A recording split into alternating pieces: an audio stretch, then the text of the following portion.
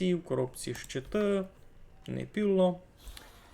Тут треба буде бити з всякими скелетами та й з желатином якимось. А може отруїти? Не дуже. У нього резистивність від ядових 60%. А чий волів усіх бити? Ага. Нормально. Не ідеально. Нормально. А я її не встиг зліпшити. Ай, ну вона першого уровня обсталася. Такое. А може учмілити? 50%? Не. Та будемо палити його блискавицю із неба. Коби знав, що яка опція є. Добре.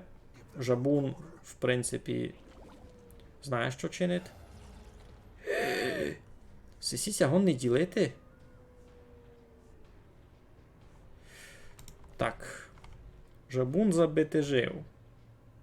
Мінус 10 акуратності, або плюс 15% шкоди.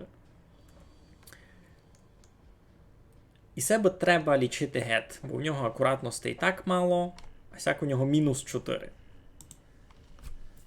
Кляганиць на скелетові. Ай, ну це щось таке мирське. Треба їх бити.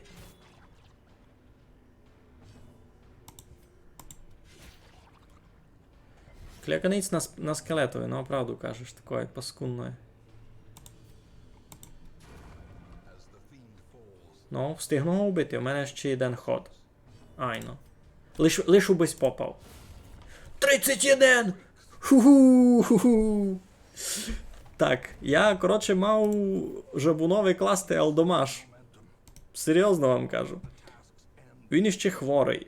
Там в нього мінус 10 акуратності. А що му дає плюс 6